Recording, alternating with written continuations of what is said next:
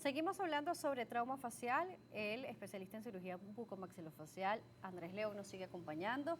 Seguimos con ustedes a través de redes sociales conectados, así que los invitamos que sigan participando. Bien, doctor, lo veíamos en la pausa. Hay muchas inquietudes sobre la articulación temporomandibular, así que nos va a corresponder tener una nueva entrega Sí, para poder hablar sobre esto, porque son las preguntas más frecuentes que hay. Pero bueno, por acá cuando hablábamos de los estudios de imágenes, nos ponían un caso de una persona con una lesión ya antigua o una lesión vieja por tratar. Nos dice su familiar que no le dieron como opción la cirugía. E incluso sobre la imagen de R. Dispascual y Ítalo nos dice, pero no puede ser cualquier resonador, debe tener uno que tenga más de 1.5 Tesla. Entonces, bueno, ustedes también cuando ya nos dan las indicaciones como paciente, pues nos dicen, mire, esto es el estudio o esta es la proyección que se necesita y ya uno va sí, sí, orientado. cierto. Hay parámetros mínimos que necesitan el tomógrafo o el resonador. La verdad que por lo menos acá en la ciudad de Caracas, ahí la mayoría cumplen la normativa mínima, ¿ok? Ujú. Para ver articulación. Pero sí, hay parámetros y siempre debemos estar seguros de que el tomógrafo o el resonador cumpla con las condiciones mínimas para que dé un buen resultado a la imagen.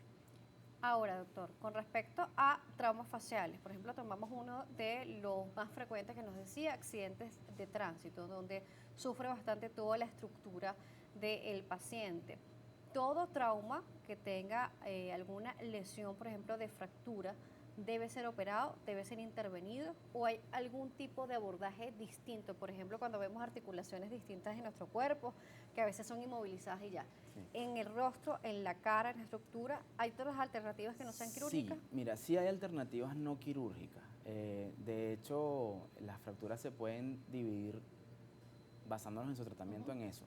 Fracturas que se manejan de manera abierta y de manera cerrada. Las que se manejan de manera cerrada son precisamente las que mediante una fijación rígida logramos que el hueso, digamos, se, se reconstituya como debe ir, ¿ok? ¿Qué sucede? En lo que es la zona maxilofacial hay mucha acción muscular, ¿ok? Los músculos de la masticación ejercen fuerzas hacia distintas zonas.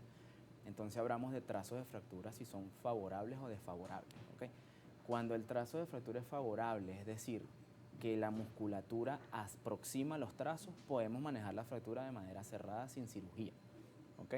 Nosotros colocamos unos arcos que son como unos alambres en la boca, ¿ok? Que viene siendo lo que para el traumatólogo es el yeso. Para nosotros son unos arcos, unos alambres, se llaman arcos de Erich. Ellos permiten la consolidación ósea en su posición como debería estar, siempre y cuando la fractura sea favorable. Es decir, siempre y cuando los músculos aproximen los trazos y los alineen solos, ¿ok? La verdad que estos casos no son tan frecuentes. Generalmente las fracturas son desfavorables o tienen varios trazos de fractura y hay que intervenir quirúrgicamente, pero sí hay casos en los que se puede hacer de manera cerrada. Una de las dudas más frecuentes que nos llegó cuando publicamos el tema tiene que ver con los tiempos de recuperación. Cuándo pueden, por ejemplo, comer de forma normal, si van a recuperar la movilidad de las articulaciones o si la estructura ósea va a quedar lo más parecido a previo al traumatismo.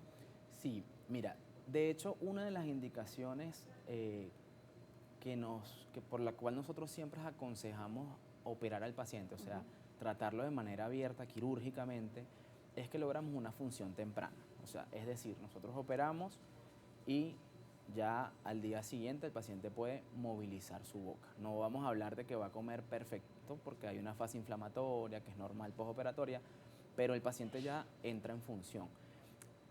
Que no pasa igual cuando manejamos las fracturas de manera cerrada. Es decir, cuando colocamos estos alambres que te comentaba, que vienen siendo como el yeso en los Ujú. traumatólogos, el paciente queda bloqueado con la boca cerrada. Entonces, ¿Aproximadamente por cuánto dura tiempo 21 días, ¿ok? 21 días, que es lo que dura una célula indiferenciada en en regenerarse? convertirse en hueso, ¿ok?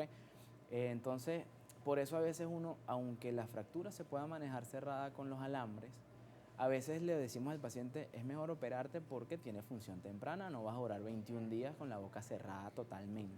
Los tiempos se acortan entonces. Se acortan y la función es súper, o sea, entra en función muy rápida. ¿Cuánto tiempo se podría cortar? Sabemos que depende de la evolución de cada paciente, también cómo esté el organismo del mismo, pero tiempos mínimos y de repente máximos aproximados. Mira, como te digo, la fase inflamatoria dura 3 días, o sea, en ascenso, 3 días, y ya lo que son al 5.º día el paciente ya está desinflamado y tiene su función. Ciertamente cada paciente es distinto. Yo he tenido pacientes que al día siguiente uno va a verlos y están comiendo ya de todo. Y hasta tú más bien le dices, ve lento, inicia con una dieta blanda. Pero hay pacientes que te pueden durar 15 días y todavía no tienen como la confianza de volver a su función normal. Pero más o menos esos son los tiempos. ¿Qué recomendación le puede dar a esos pacientes? Porque incluso con el desgaste de la articulación temporomandibular que nos están viendo, que a veces por miedo de repente a tratamientos o abordajes no van a la visita con el especialista. Sí sucede. El tema con la articulación es que cuando empieza a doler, duele y duele todos los días y duele mucho. Sí. Okay. Entonces ahí es cuando el paciente llega a consulta y lastimosamente ya digamos que la patología está avanzada, o sea, la enfermedad, ya hay un desgaste articular, ya hay una serie de cosas que complican.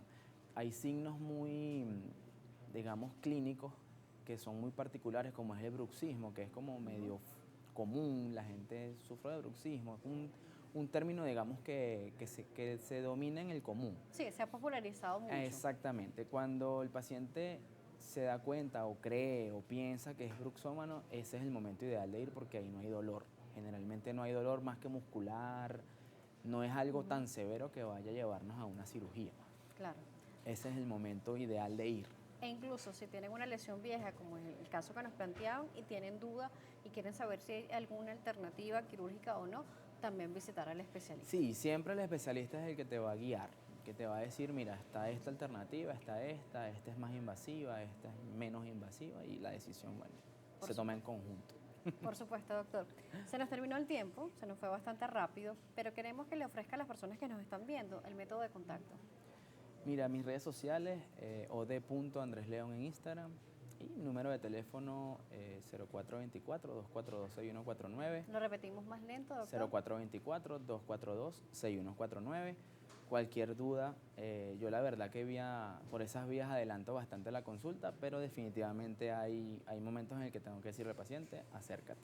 Por supuesto, la evaluación física no va a ser reemplazada nunca por la tecnología, aunque la telemedicina ha avanzado mucho. Gracias por estar con nosotros el día de hoy.